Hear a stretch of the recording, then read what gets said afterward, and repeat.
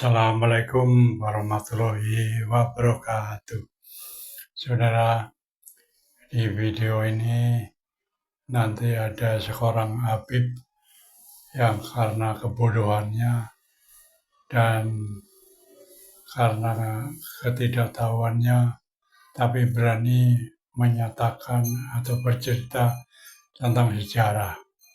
Dan ternyata itu sebuah pembelokan sejarah. Untung ada Kiai pribumi yang cerdas, pintar dan berani, namanya Kiai Haji Imaduddin Usman Al-Bantani. Beliaulah yang langsung mengcounter dan meluruskan pembelokan sejarah yang dilakukan oleh Habib Muhdor dari Tanggul. Ini Habib Muhdor ini sebetulnya orang bodoh ya. Tidak tahu sejarah, tapi sok pintar. Ya, langsung dilibas oleh Kiai Haji Imaduddin Usman Al-Bantani.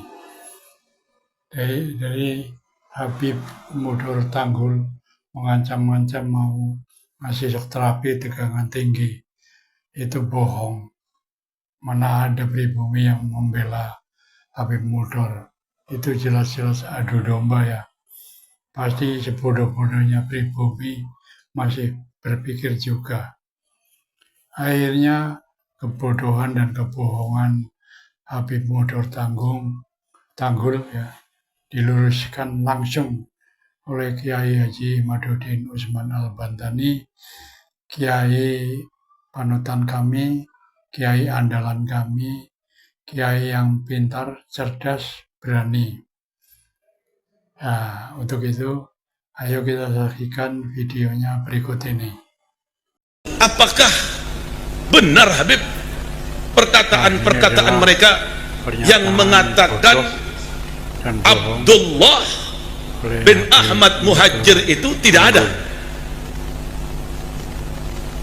Ini semua karangan-karangan Dajjal Imaduddin dan pengikut-pengikutnya. Tolong perhatikan. Siap mau dengar? Siap mau dengar? Siap mau dengar? Perhatikan, ini kitab abad keempat. Setelah kita baca nanti, kita akan kasih shock terapi tegangan tinggi terhadap Imad dan pengikut-pengikutnya Imad.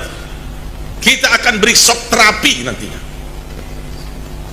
Al-Haddad dari Alawiyin, Al-Hamid dari Alawiyin, Al-Attas dari Alawiyin, Al-Jufri dari Alawiyin, Bahashim dari Alawiyin. Banyak para hampir mayoritas wali-wali di Indonesia ini, di dunia ini 60-70% Alawiyun. Provokasi dan adu domba. Ini yang dinafikan, ini yang diingkari. Gali adab, biadab itu kelompok-kelompok imat. Saya berjanji nanti saya akan kasih shock terapi tegangan tinggi terhadap mereka. Jangan macam-macam. Anda telah membangunin harimau tidur. Kami akan buat goncang nanti dunia ini gara-gara sampean.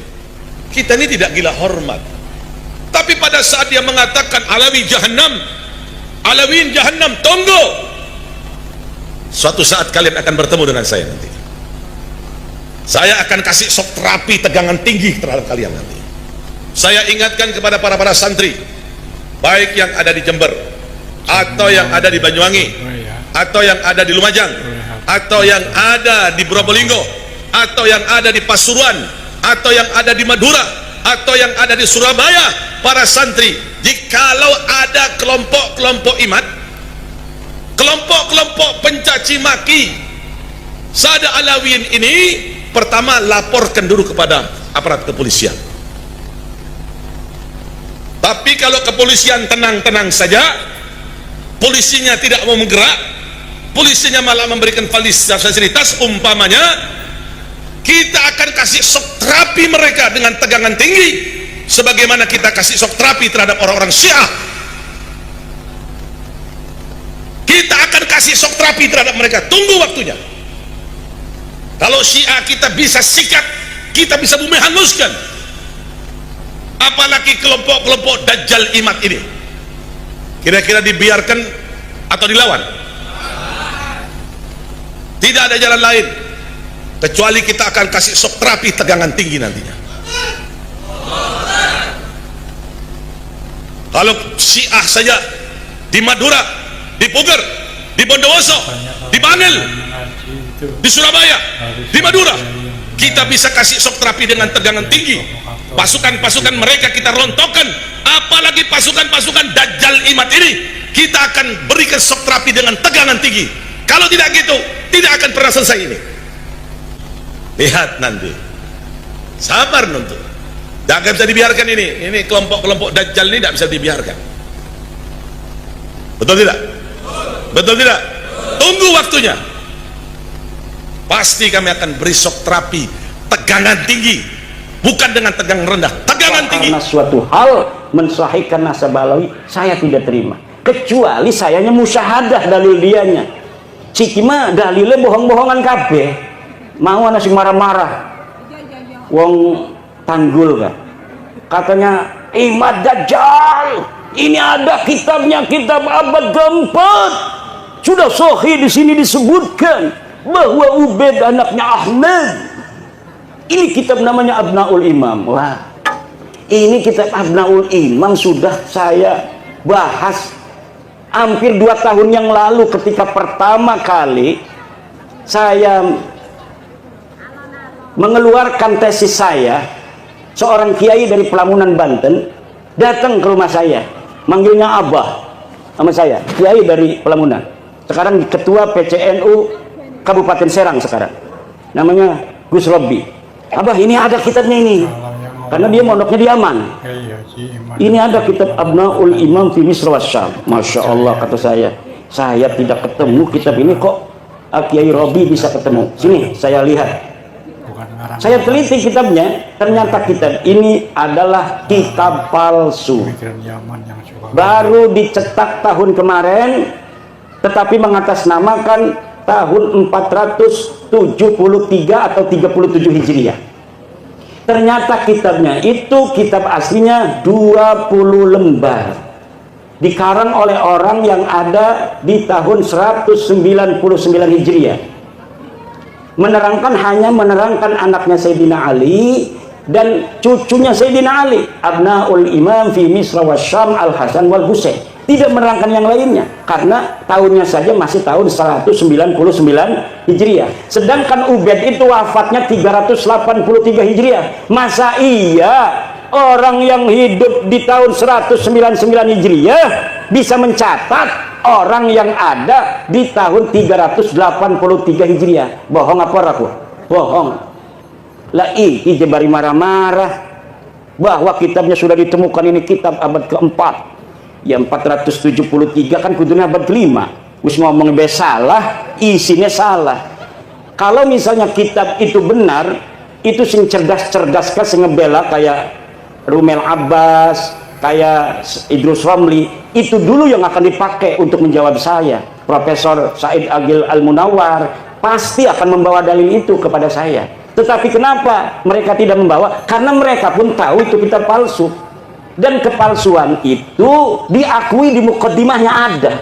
Mukaddimahnya ini kitab dikarang pada 199, tetapi kemudian ditambahi pada abad ke-12, ditambahi lagi pada abad sekian, ditambahi lagi oleh yang terakhir Yusuf Jamalul Lail yang baru wafat beberapa tahun kemarin. Lah itu kitab Murtadha Az-Zabidi yang katanya adalah menetapkan dan mengisbat Ba'alwi, itu kitabnya juga palsu. Kitab palsunya dari mana sih? Kiai tahu aja kalau palsu-palsu. Karena percetakan itu biasa dicetak itu menggunakan jasa peneliti.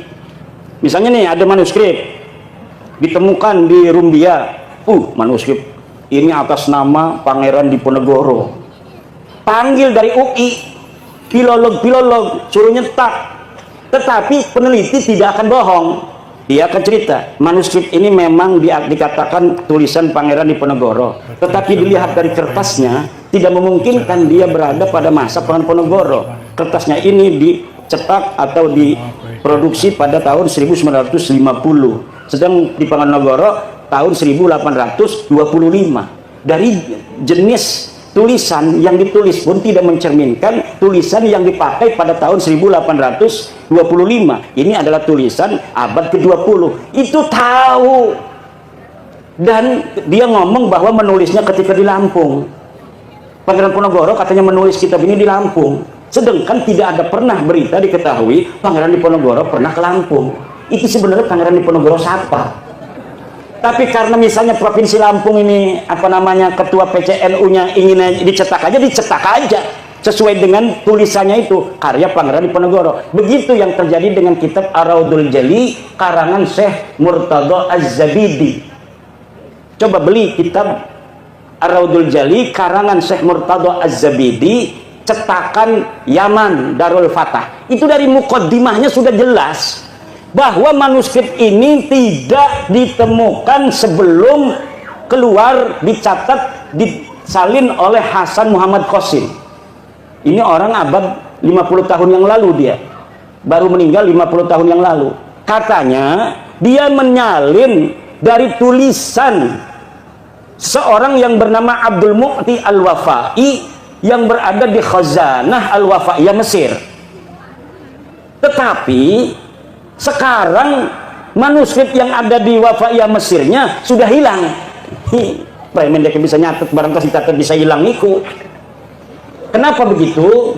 Itu bukti bahwa sebenarnya manuskrip itu tidak ada sama sekali. Karena beberapa klaim mereka punya manuskrip di dalam sebuah kitab yang namanya Uqudul Almas karya Alwi bin Thahir, setelah saya konfirmasi di kitabnya bohong. Misal bahwa Imam Ahmad bin Isa berhijrah dari Basrah ke Yaman, disebutkan oleh Imam Al-Ubaidili di dalam kitabnya. Saya buka kitabnya Imam Al-Ubaidili, tidak ada keterangan itu. Kemudian bahwa Ahmad bin Isa bergelarnya tidak pernah ada Al-Abah dan An-Nafat. Gelarnya menurut dia hanya Al-Muhajir. Ternyata tidak seperti itu. Kitab yang dia sebutkan tidak menyebutkan An-Nafat. Saya lihat ya yang bergelarnya An-Nafat, tukang minyak. Yang satu lagi bergelarnya Al-Abah. Al-Muhajir tidak pernah ada di kitab-kitab dari mulai hidupnya Ahmad bin Isa sampai dimunculkan pada 800 tahun kemudian nama Al-Muhajir sebagai alibi bahwa Ahmad bin Isa ini hijrah ke Yaman. Padahal yai Ahmad bin Isa ini orang pernah pindah ke Yaman. Lakas sama sekali berita kepindahan Ahmad bin Isa ke Yaman. Dia terkonfirmasi kitab abad kelima Al-Ghaibah karangan At-Tusi adanya di kota Madinah Al-Munawwarah. Dicari kapan wafatnya, tidak ada berita kapan wafatnya. Dicari di mana dia ini dikebumikan, tidak ada. Kenapa sampai dia tidak dicatat? Mungkin dia mati muda, tidak terlalu banyak peran dalam kehidupan.